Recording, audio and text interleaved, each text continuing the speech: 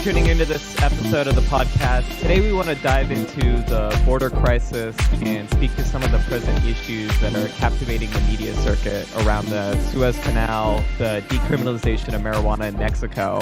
And we figured we'd start with AOC, who's been in the headlines around a lot of these issues. And I want to talk first about AOC's recent interview with the DSA, for whom she is a member of. For those of you who are not familiar with the DSA, it stands for Democratic Socialists of America and is an advocacy group around the Democratic Party. So AOC opens up her interview going over her past and the electoral history of the Bronx, where there was a cynical use and a weaponization of identity under the guise of corporate-driven policies. She then proceeds to outline the historical fissure between groups who oppose imperialism as their main pejorative, a la the Young Lords, and collectives composed of people of color, and the DSA, who was felt to be class essentialists, in her opinion, by these groups, until they started providing structurally support to BLM rallies and anti-ICE endeavors. And they were therefore a force for what she calls a multiracial class struggle that didn't deprioritize human rights. So the point of controversy for a lot of people, particularly in the socialist left, was when the interviewer asked her opinion regarding those, particularly in the Bernie wing of the Democratic Party, who felt that there would be no change in the Biden administration, to which AOC responded that it was a privilege and bad faith critique, predicated on the fact that deportations of critical members of our community would not have happened in a Trump administration, and to consider the message that you're sending to your Black and brown and undocumented members of your community, to your friends, when you say nothing has changed. So, I kind of want to open it up to you guys. What did you guys think of, or what do you guys think of AOC? What did you think of this interview with the DSA, first of all?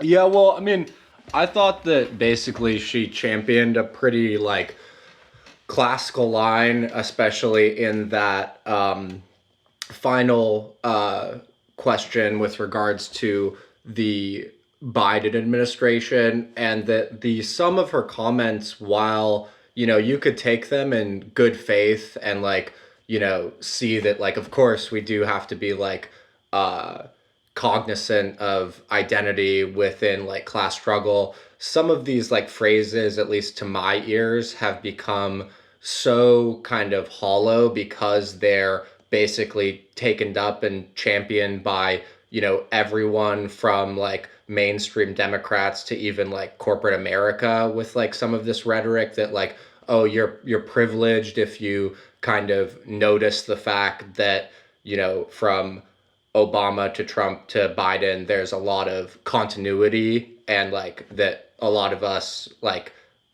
radically want to zone in on that continuity and say that this is a fucking problem, that is somehow privileged position. So I don't know, I'm of two minds of it. I don't want to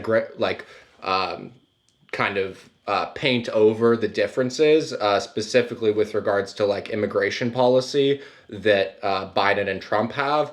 But then on the other hand, I firmly believe that pointing out the continuity is probably the more, significant mode of critique that should be had. I mean, I think just recently Biden pushed through a budget for the Pentagon that was larger than anything Trump had done. So it's if we're going to acknowledge that Biden's better on some aspects of immigration policy, I think we need to also acknowledge that to some degree, Trump had less of a proclivity for starting foreign intervention than even Obama did. So Yeah. Recently, AOC also had a snafu on her Instagram story where she was opening questions to the public, and someone asked her why she had let up on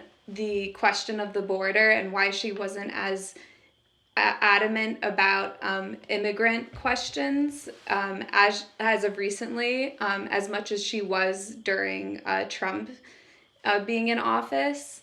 And her response is truly bizarre. like she completely doesn't answer the question and alludes to this idea that the person asking is asking both in bad faith and is privileged for asking that question.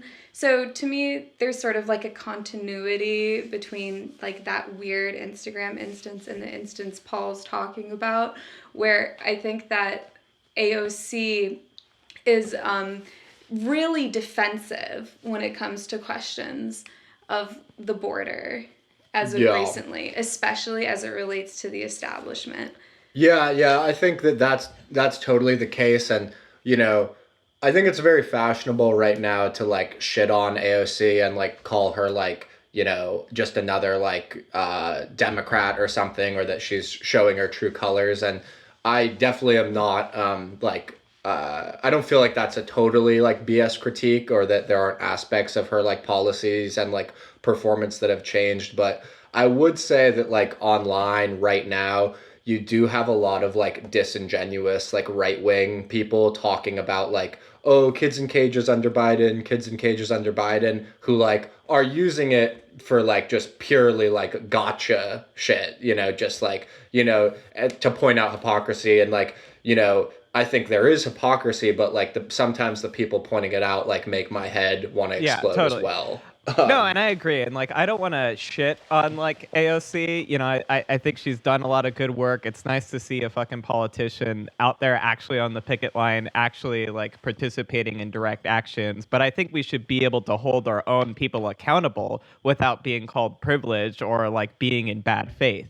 I mean, I think where like the weakness of one of her major points is that, you know, under the Biden administration, we've entered this new era where we can finally like challenge deportations. And that's just like equivocally false. You know, it's like under the Trump administration, there was so much direct action that she probably participated in, that, you know, like people putting their bodies in front of buses and just these constant protests at, you know, ICE detention facilities that in some cases did lead directly to at least like delaying deportations or like physically stopping them. So, I mean, it's just like she kind of, I guess, whitewashes or something just over the whole history of struggle under the Trump administration that is still continuing now under the Biden administration. It's like we're still fighting the same fight right now, and I think that is the gist of her this like quote unquote bad faith critique.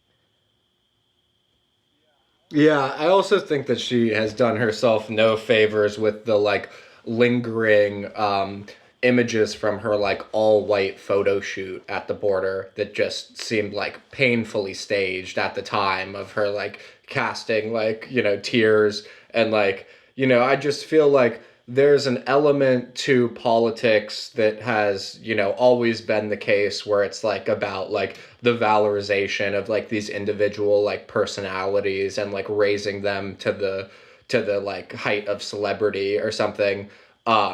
And I think that there was a hope that that would like be something that didn't, you know, continue. And like, I just do not feel like someone like Bernie Sanders, for instance, like plays into that kind of like culture of like celebrity politician as much as AOC at times can. Yeah, I think certainly speaking to that too is her releasing her things like her skincare routine, or, you know, wearing a Telfar bag and being interviewed about it, and just making sure that, you know, she's like bringing K-beauty to politics, and it becomes like this really like like kaleidoscopic world.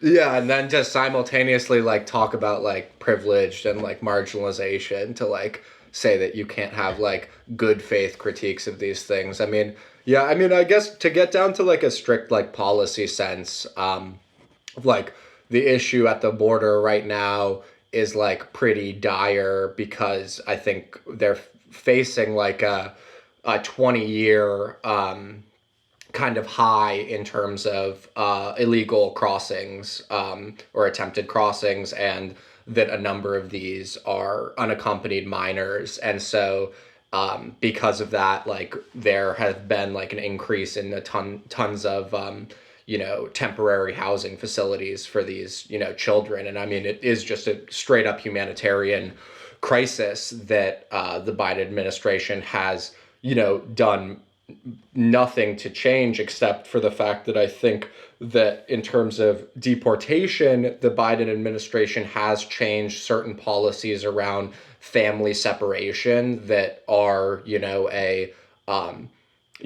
definitely an excess of cruelty, you would say, like for a policy like that. But to draw like a line in the sand and say that you cannot compare what's happening at the border now to what happened under Trump is, unequivocally false. And I don't think that it's too early to start making these like critiques of the Biden administration by any stretch of the imagination. Oh, no, without a doubt. I mean, and like since the interview, Biden has suspended the right to asylum and deported tens of thousands of people and denied them court hearings, and I just find it ironic that like, so the thousands of children that are detained in immigration jails, like, are those like privileged and bad faith actors for opposing their incarceration? I mean, like, no doubt, like, there's been change, like, no doubt, Yeah. like, there's been changes that have happened, and, like, no doubt there is, like, a quote-unquote, like, lesser evil, but, like, what does that, like, account for? Like, what does that really mean? Like, how substantial really are the changes?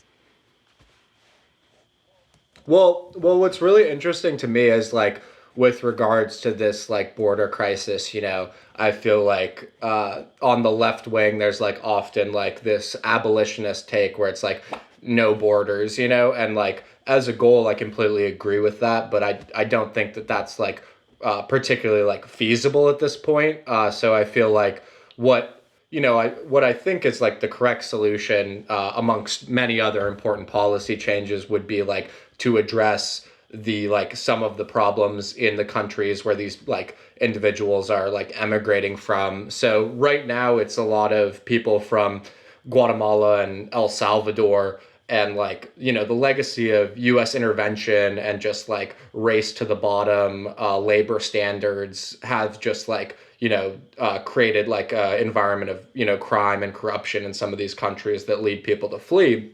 And so what the Biden administration has done is they're sending like an envoy to those countries to try to address that situation. But if you look at who they're sending, it's like an old like neoliberal lackey of the Obama administration, where it's like the same people that created all of these problems in the world are now like telling us that they're going to be able to solve them, and it's just completely absurd. Yeah. In like in that same Instagram story I was talking about earlier, where AOC completely avoids the question of like why she hasn't addressed the border. She also just goes on to basically like pontificate like the border is also an issue of free trade. It's an issue of like climate change, imperialism. It's an issue of climate change, and that I think that is just, that description is like completely inaccurate, where they're like having just like completely open borders has implications for things like trade, for public health care, and for the climate. Right. Like I think there's a sort of like causal relationship there, and it's a little bit more complicated than those sort of buzzwords she's throwing out. Yeah, I agree with that. And then that's kind of the issue Dylan's talking about too, where we're not seeing these like so-called like leftist socialists like give us like an actual like feasible plan for like what a borderless world would look like in terms of these other like pressing issues. Well, yes. Yeah, I mean, you go. Well, yeah, I mean, and it's precisely because they're like caught in this sort of, in so many contradictions about things that they're trying to satisfy. Because, by and large, the border issue is, any way that you look at it, almost consists only of fatal strategies as solutions, because like nothing about the border is designed to like satisfy any like liberal moral platitudes. Like whether you're on the side of open borders or closed borders or anything in between, you're faced with having to compromise your ethics, the material needs of your population, I think, as Angela Nagel has pointed out, or putting people in cages and letting people die. Like a large part of the problem is that we need to re-envision entirely nation states and borders and the effects of global capital that costs governments trillions of dollars. So, I mean, I think where AOC and I think some of the limitations of like electoral politics is that they're caught in these contradictions of like having moral opinions and moral stances that can't conflate with like the material realities that the nation state form offers.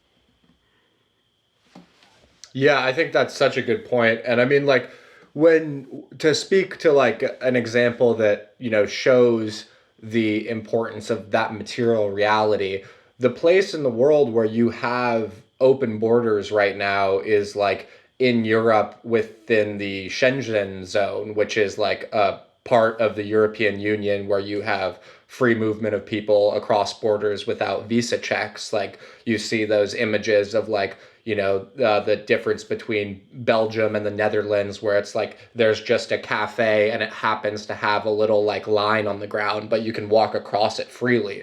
And I think that, that's the kind of thing that's like, it's a fucking like major achievement to like have borders reduced to that level. But I think that what lays behind that is that those countries like have, similar levels of like development, and they also like have a wall on the outside of them with parts of the Middle East and sub-Saharan Africa. So it's like, if you're gonna talk about how we arrive at a world like that doesn't need strict borders like that, you have to start talking about how we organize global capitalism to like structure production in places that trap them with like substandards of living, such that they like want to like fucking emigrate by any means possible. No, totally. And I think probably to get to kind of another point that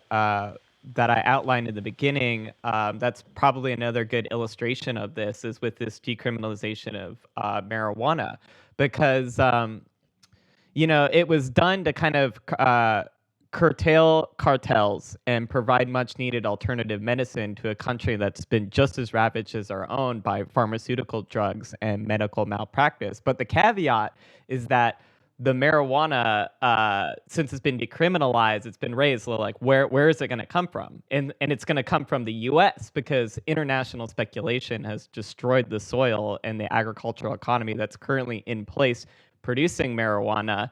The agricultural economy is extremely poor and is used to operating on the fringes of the macroeconomy and of the law. So the government of Mexico has set like a series of strict mandates and regulations for Mexican farmers, and they're unlikely to comply with them. So all of the marijuana is going to be coming from the north into Mexico, and that's just going to cause problems in and of itself, and like, where in history have we seen like an Anglo power like bringing drugs into another country? Is with China and the opioid crisis, and like that led to like the completely fucked up situation. So like, while on the one hand, like medical marijuana and marijuana legalization is great, within capitalism, like there's always caveats, whether they be like ecological. Marijuana has an incredibly large carbon footprint in its production, releases a lot of toxic shit into the fucking air. But then also what's happening is now that and this relates directly to the border, is that as cartels are losing money from drug sales and from smuggling drugs, what they're shifting to is kidnapping migrants that are crossing the border. So what they'll do is that they'll offer people safe passage over the border, just fucking kidnap them, and then extort their families for money. So it's making the crisis even fucking worse. Yeah, totally.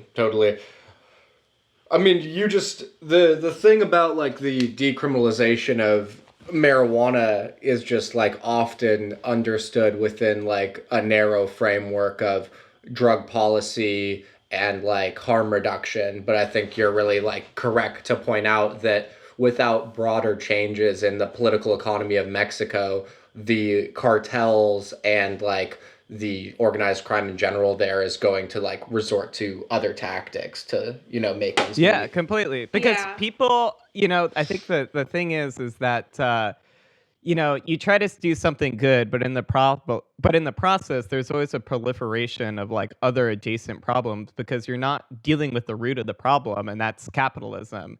And like this isn't a cynical approach, like as I think AOC would say. It's just realistic, and it can be demonstrated that whenever we try to make significant changes, there's like a proliferation of just other fucking problems that occur because you know people are always going to be oppressed and forced into less than desirable situations, so long as there's an inherent desire for markets to expand. And there's nothing electoral politics can really do to stop this. Like, there must be a revolution. There must be like systemic change in order to like face a lot of these problems. Otherwise, it's just going to be the same shit every fucking election cycle. And it has been the same shit in every fucking election cycle. Well, what's interesting, and it also shouldn't be these like talking points like, oh, like legalizing marijuana. I mean, it's all sort of like it's sort of these buzzwords that end up actually getting like media coverage. And I think in some weird way, I think we have seen policy follow media at the same time, and I don't think that's not right. I think that is a way that people get reelected, is if they talk about what they think will be picked up by the media and what will like gain a mass audience. But it's not what we fucking need to like make this like solve these issues. Yeah, totally. I mean, I think it's instructive here to even think about the history of the DSA, because like the DSA as a party is like not set up with the pretense of being like a revolutionary party.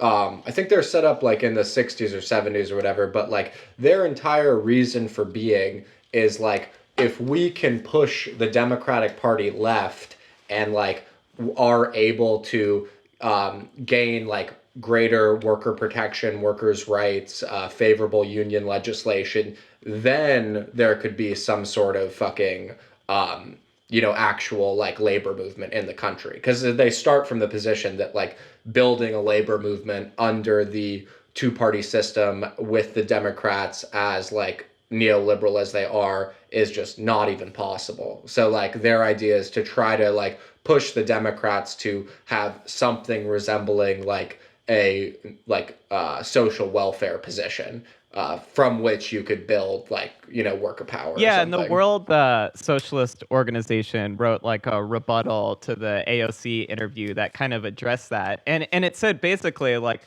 on that line, like, what does the DSA have to show for a half century of working within the Democratic Party? And on this strategy of like pushing to the left, like in the last 50 years, the party has abandoned any pretense to social reform. Like, it's abandoned its FDR fucking period, and it's waged a permanent wars and has overseen, fucking massive growth in social inequality. So it's like, and really it's just succeeded in facilitating the Democrats' adoption of identity politics, and based on fucking doling out privileged positions to fucking corrupt representatives, of just various social groups. So, it's like they basically push this acceptance of like human rights imperialism. Yeah, and then they like trot like Noam Chomsky out every like 4 years to tell them that it's like moral to vote for them, for the Democrats. Meanwhile, ignoring everything that Chomsky says any other fucking time. Yeah. Well, also, I mean, now their like new person to trot out is like the Squad. Yeah. Right. Yeah. So I think that's the other side of that we haven't spoken about AOC, which is that she serves as this sort of like, this excuse, or like she gives this public image for just like very like centrist politics, Yeah, she kind of gives cover to it. Like, if you talk to anybody right now who's like in like anyone who's like DSA, or like anyone of like our generation who's still like at all sympathetic to the Democratic Party, they're like, well, look at the Squad. Like, that is like the future of the party that we can like be a part of or whatever. And it's just like, I would have a lot more patience for that critique, or that hope, I should say. I'd have a lot more patience for that if I saw AOC actually like, making a maybe more, feasible Green New Deal. And these are all like sort of, they're strides, they're like aspirational strides, and they're like symbolic strides in the right direction, but I don't feel like they have actually achieved anything as of yet. Yeah, totally. And I do believe somewhat in this idea of like changing public discourse or whatever, like is changing the world or like culture is politics run down from culture. And I have some belief in that, but not when it's been fucking decades of like nothing changing and everything shifting to the right. Well, yeah, and also it's like I completely believe that like politics like can be like downstream from culture, but like if you look at like the kind of like culture that like AOC represents, like in terms of like the cultural politics, I feel like it's almost like indistinguishable from like an Instagram post that I would see from like fucking like Lockheed Martin or something. You know, like at this point, like every single like major like corporate institution like has bought on to like this very, you know, disingenuous and shallow form of identity politics. And it's indistinguishable now when people like are associating it, like on one hand you're supposed to believe AOC, on the other hand you're supposed to like feel like, well, you know, obviously I can tell the difference between, you know, one version and the other. Yeah, I mean, I think that AOC has been repeating sort of the same talking point since she ran for election.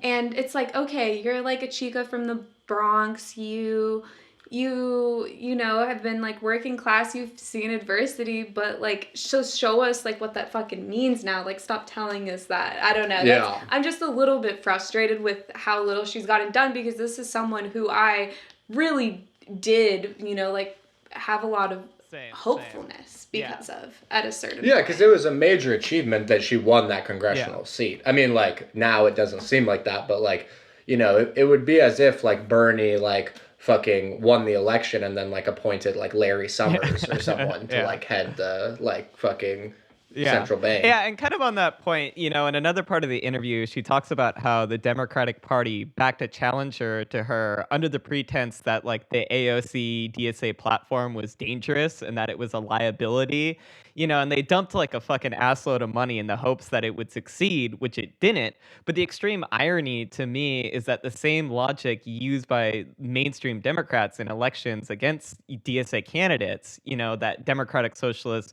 pose a liability and are dangerous to the work that's been achieved, you know, over the last hundreds of years, whatever, is used by AOC against like cynical socialists who are a danger to the work achieved by the DSA, you know, which is like, I think as you raised, Isa, like, what are those achievements? Like, what the fuck are you even talking about? Like, she says in the article that her like major achievement during her career has been getting $2 billion from FEMA redistributed to like funeral services for victims of COVID-19. Like, can I get some fucking healthcare, please? Like, I don't know. It's just the same. It's the same old like push to the left, but not too left and not too fast. And it always ends, you know, every 4 years. And we'll get them next time, boys. Dude, I don't know what you're talking about. They like almost got there to be like potentially a vote on $15 minimum wage. Almost. Didn't we have the House and the fucking Senate and the presidency? It's like, Jesus Christ. Yeah, it's yeah, I mean, I don't know. I feel like to talk about to go back to the border issue a little bit, I wonder what your guys' thoughts were about like how this plays in like contemporary like American like politics, just like amongst the population or whatever, because like we obviously have like a very you know, strident like left-wing abolitionist wing that's like willing to call like Angela Nagel a fascist for like talking about how there could be some negative impacts on the labor market if open borders were like actually realized. Meanwhile, on the other hand, like I do think that there is a large like xenophobic contingent of the American population that like falsely equates real problems like fucking declining life expectancy in this country and like massive like underinvestment in communities, they like equate this with growing multiculturalism or illegal immigration, which I don't see that is a causal relationship, but I do think that it's something we have to reckon with. Like, why is this, like, how can we rethink this debate around the border in a way that like brings in the widest number of like the American people as possible? Fuck yeah. It's a big question. That's the $1 billion question, man. I think it's such a difficult one, and like as far as I think about this, it's like I really just personally don't feel like I totally get where Angela Nagel's coming from. It's like the piece that she wrote for American Affairs was like really well written, excellent points. I think that there was good points on the other side of the debate, but I just always kind of fall back onto that. Like, I think it's a part of late stage capitalism, a part of the world that we live in, is that we're faced now with strategies that are always going to lead to some compromise. They're always going to leave us like in this situation of like continued problems. I think like a lot of people advocate, including. Yeah, I mean, to jump off on that point, like, there's I think, I forget, like, who this is ultimately attributed to, but, like, to your point that this is just, like, endemic to late stage capitalism, it's, like, after the Berlin Wall, like, fell, we, like, got this, like, narrative that, like, the world was gonna, like, be more open or whatever, but in the meantime, you just see, like, more walls being, like, erected between, like, people, whether it's, like, in Palestine or like on the US-Mexico border or now on the like southern border of Mexico. And it's like, I think, political theorist like Wendy Brown once like talked about like how, borders like end up like codifying and like deepening the conflicts to which they're like supposed to like respond or like diminish. Like, you have like a given political economic like struggle between like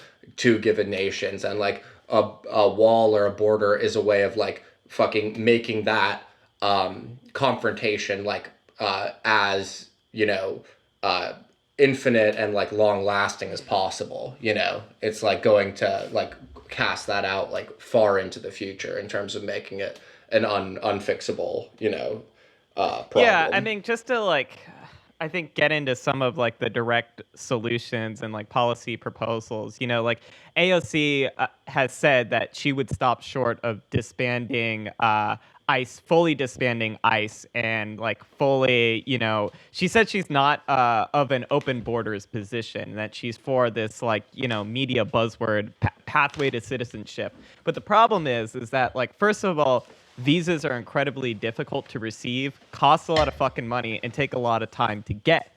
And a part of the present crisis isn't so much of like middle-class immigrants who have the time and capital to pursue visas and pursue like legal immigrations. There's a crisis of people escaping political turmoil, ecological destruction, and economic recession that's happening right fucking now.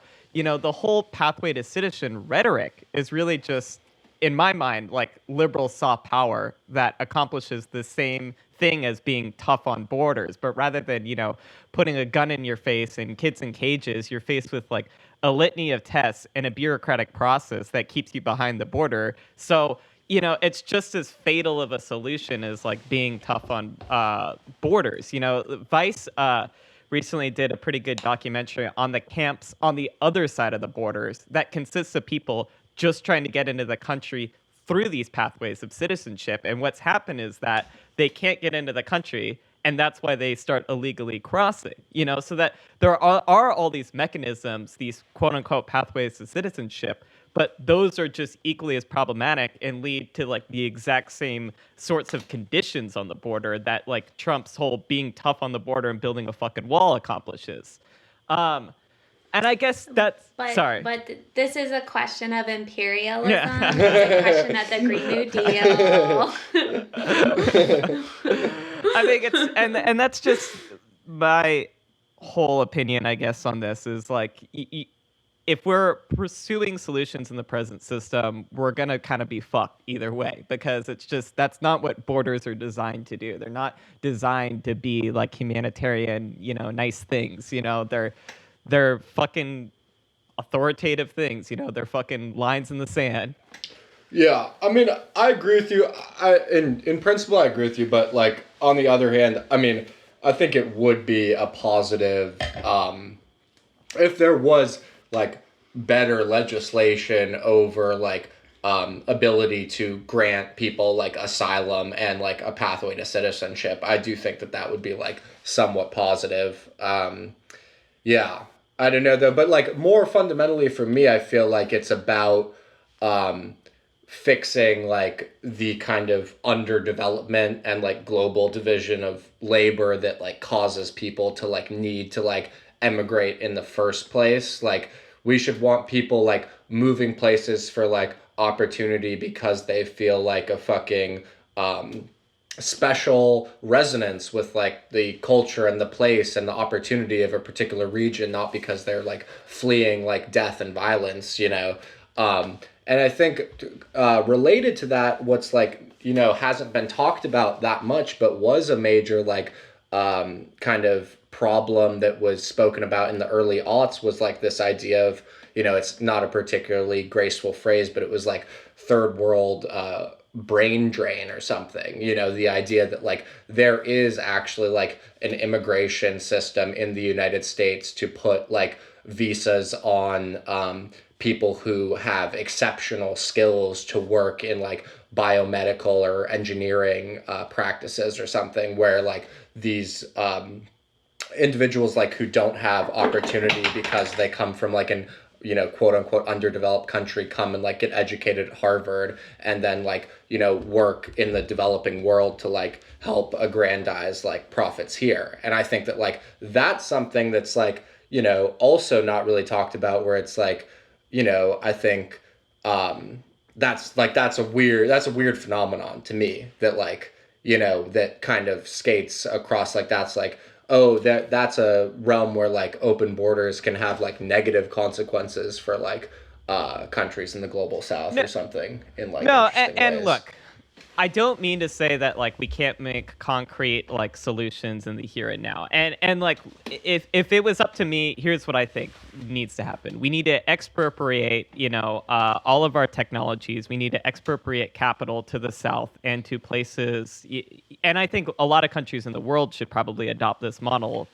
We need to repair the damage that we've done, because I mean we've just completely fucking ravaged South America. And to do that, we need to expropriate our capital and expropriate our technology to like develop these nations so that they're not coming or like being forced to move into our country. Seems like something practically that we can do in the immediate term. But I think that would never fucking happen because of just all of the laws and all the capitalistic interests involved in like keeping our intellectual property here and not expropriating our technology or like giving up vast sums of our capital to like our neighbors.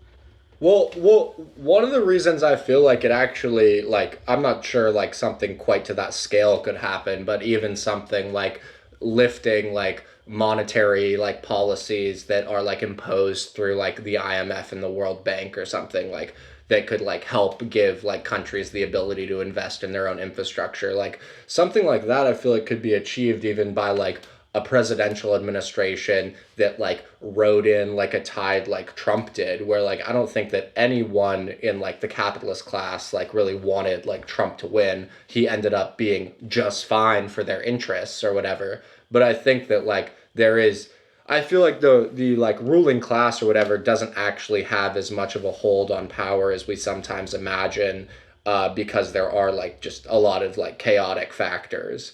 And that's why like for me it's just like I feel like it's important to like think about like the potential of a new kind of like left populism in this country, or something that like unites like the disaffected like, people that could promulgate some sort of different vision. And I'm very much against the idea that history always repeats itself, but I think, like, you know, probably a relevant thing here is just the history of where socialists have come into power and tried to make these sort of like radical changes, like Allende in Chile.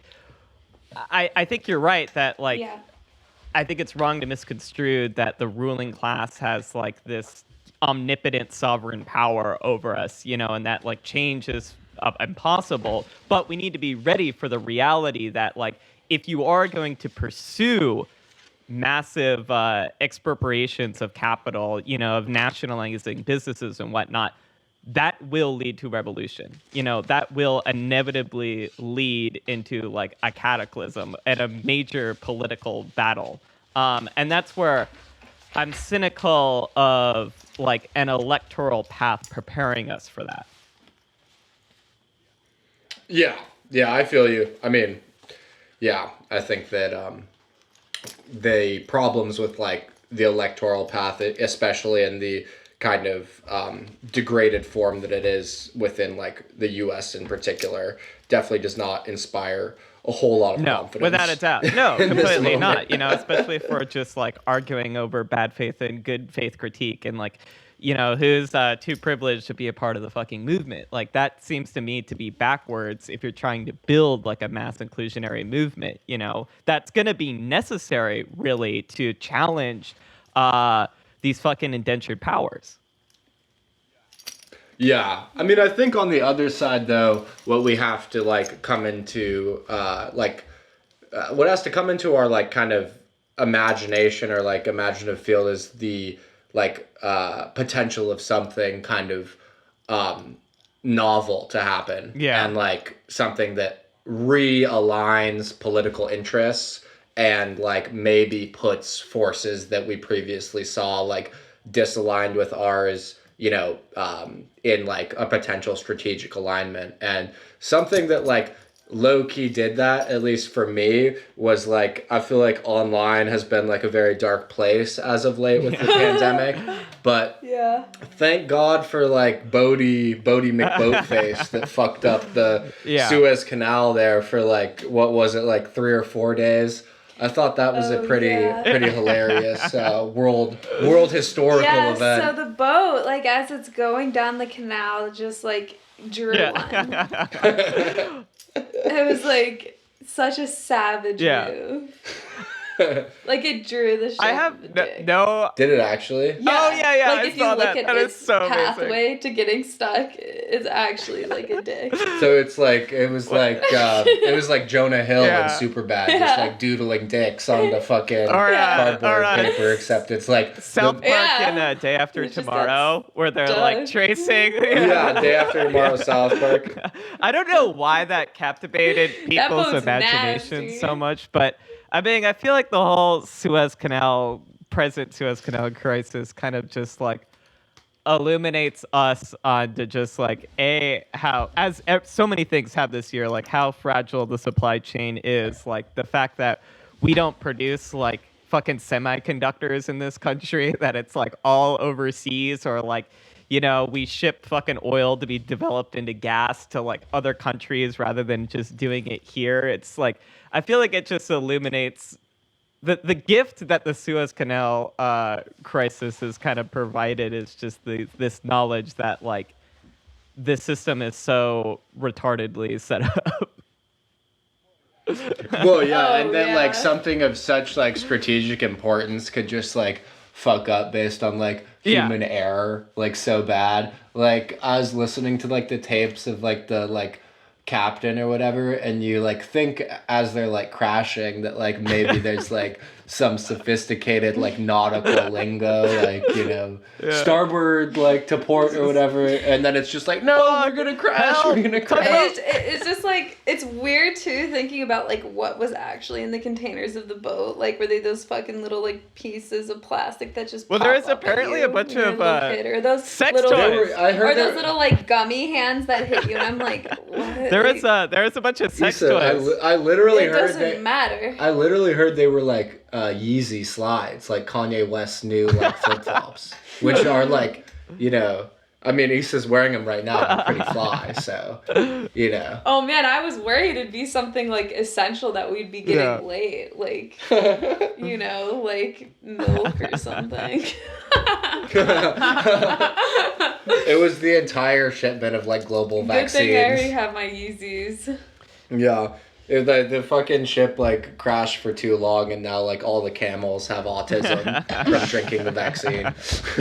No, I mean, but I do think you're totally right. Like what you raised earlier of like needing something right now to kind of like realign ourselves. And like there's this very poetic thing that like Baudrillard talks a lot about this like concept of a gift that cannot be returned. And that being like the most revolutionary thing that we can do right now is just like dropping like a fucking idea or an event that just like shakes up the entire discourse, you know? Like I think in many ways like Occupy Wall Street was almost like such a gift that like can't be returned, that as soon as it was kind of like dropped, it was like a landmine that we're still fucking living with, you know? And it's something that we can't even, like it's still a fucking meme to talk about Occupy Wall Street. Yeah, I totally agree with that. I think that like this like historian dude I follow on like Twitter, named like Daniel Besner, he was like talking about how like any fucking like history book that like will talk about like this period right now should like, you know, just like begin the first like sentence that this is like the most like unprecedented time when like capital has had like power over like labor or something. Like it's like the most like hegemonic power or like asymmetry there. So it's like, yeah, in the face of that, you just really need these exogenous like shocks, you know, like something like the pandemic or like the Suez Canal, like, you know, incident, something that like, you know, really like jars people out of like the conventional like wisdoms, because I feel like one part of, you know, kind of like this like form of capitalist like, you know, realism that we're like living in is like this constant like propagandizing machine and like paranoia and conspiracy ideologies that just like, you know, are really just running rampant right now. So any opportunity to like tap people into the same conversation and like shake them out of like different like held like closely held assumptions is like super invaluable. Oh, yeah. Totally. No, I think that's a really eloquent way of putting it. Yeah, so I don't know. Yeah, I mean, but in terms of it being mean, yeah, no, I think that's really true. I think there's a lot of potency in memes with regards to that, particularly as we've seen with the Suez Canal memes.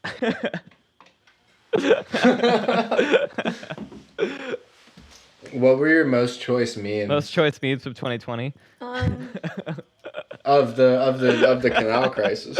That one I sent you of just like highlighting all the different like leftist praxis of like, do we need a general strike? Do we need electoralism? No, we just need big boats. Big boats will stop capital.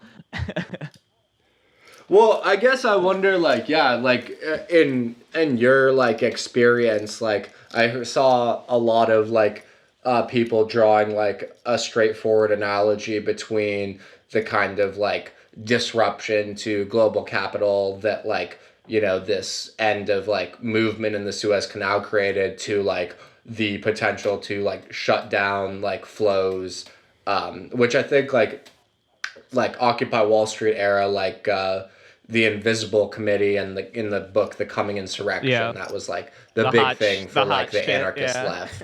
Yeah, that was the hot shit where it was like this world, like they were like, their critique was like the world runs on flows, so stop the flows. So yeah, I don't know, like, I mean, I feel like you have some experience with that. Like where does your mind go with like that potential? Well, I think that the takeaway from me from the experience during Occupy Wall Street with the shutdown of the ports was, I think the biggest tactical weakness was that there needed to be more organization at like, so for example, the port that we were shutting down in Portland, like largely exported grain. So there was a real problem where we were receiving a lot of retaliation from the farmers themselves, who were like, look, there's all this fucking grain and food that's like literally rotting because of your guys' like little protests. I think a large part of like orienting ourselves towards like port struggles and like border struggles is that because they're points of entry, like they require organization along like the entire class. And I guess that's just kind of like my most immediate takeaway beyond like just the like. No, that's incredibly fascinating because if you look at the electoral map right now, the place where Trump gained the most votes, or one of the places he gained the most votes, was amongst Latino voters on the Mexican border. And the only person to take away from that was Bernie. Yeah, well, it was also, that's true too, but one of the reasons is because of Trump's large interest in militarizing the border more fully. There was like a massive injection of cash and resources and jobs into those like communities. Totally. So you do just like run across these contradictions, whether it's like local like dock workers who like all of a sudden you're coming in like doing a blockade, and like it's like you're running up against like organized labor that like has a different incentive pathways. So I think you're so right about like building those connections. Otherwise it's just kind of like a LARP. Well, it's like you can't skip steps. And I would say really. like this, in my mind, is the role of like what a communist party should be. It should be in bringing the class together and like pointing out the connections of like different points of the supply chain, because one of the big problems with the port shutdown was while the ILWU like sort of supported us, like the rank and file definitely supported us, but at the top there was like a lot of retaliation precisely because like what we were doing like jeopardized their legal status basically, and it gave way for like EGT, the companies that like ran the port and facilitated the trade, to basically like go after them on like legal grounds of like they were hampering like the free flow of commerce.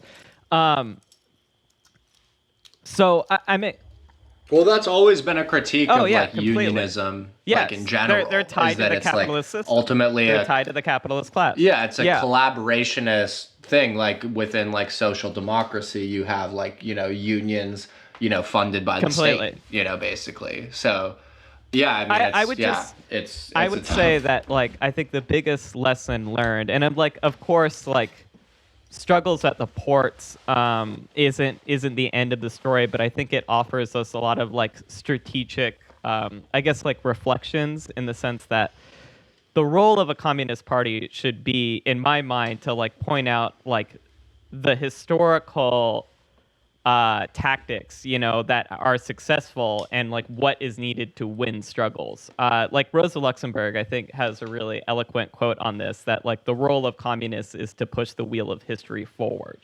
And I think in struggles that go down at the port, the role of communists must be, and of socialists or whatever, any working class struggle person, must be to bring together all of the different parts of the class into single struggles. That's what is required to win, and to develop, mass strikes, mass political strikes.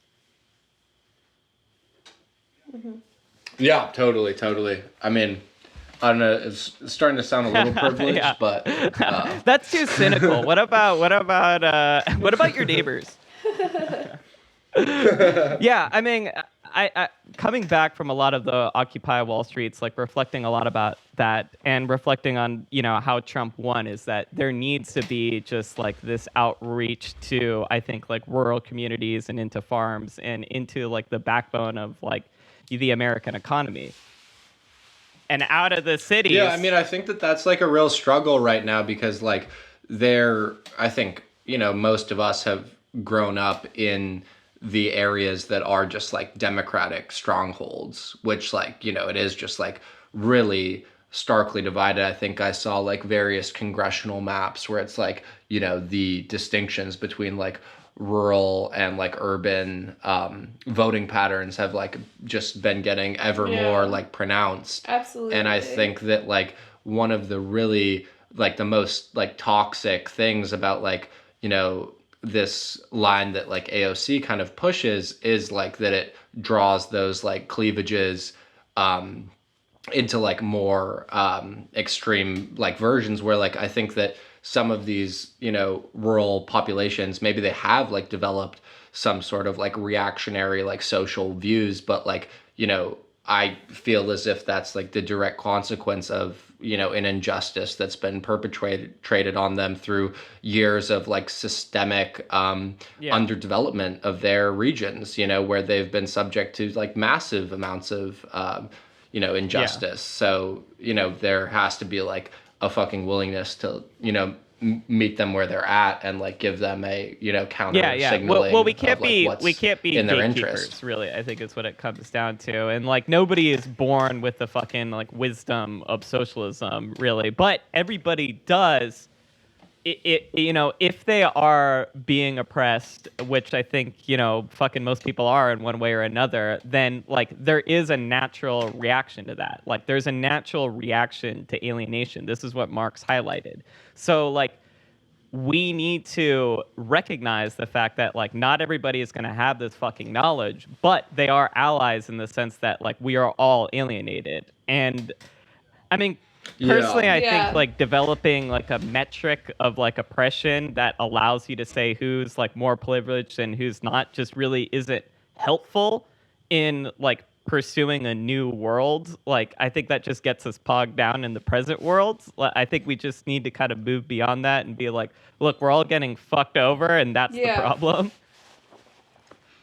Yeah. Yeah, I mean, I think that, you know, as we're coming up to an hour, maybe it's time to wrap, but I think that that would be, in and of itself, a extremely interesting discussion to have that I've been, like, mulling over myself, which is the distinction between expertise and what's been called standpoint epistemology, where there's, like, some understanding that, like, given your experience of exploitation and like marginalization, your voice needs to be like valued and like platformed because like you understand what you've been through like the most. And like my, like, I feel like to an extent that's true, but to another extent, there's tons of people who have experienced marginalization and oppression who have come away with, you know, a quote unquote like false consciousness, namely like, you know, people who have turned to fascism in the wake of, you know, economic immiseration, as in like the case of, you know, 20th century examples that we don't have to go into. But on the other hand, you know, expertise, like, you know, should we rely on the experts? There's tons of evidence that, you know, technocratic governance of like people in ivory towers or whatever yields bad results. And yet, like, if you want to be like, you know, someone has to like identify, like you're saying, Paul, in the, you know, Communist Party, what are the strategic chokeholds that, you know, would bear fruit out of like blockages or something. Like that's a fucking expertise that is going to have to be cultivated. So yeah, I think bearing out those kinds of debates in the future would be fruitful. Yeah, totally. Cool. Well, thanks guys for listening. Yeah, peace y'all. Peace.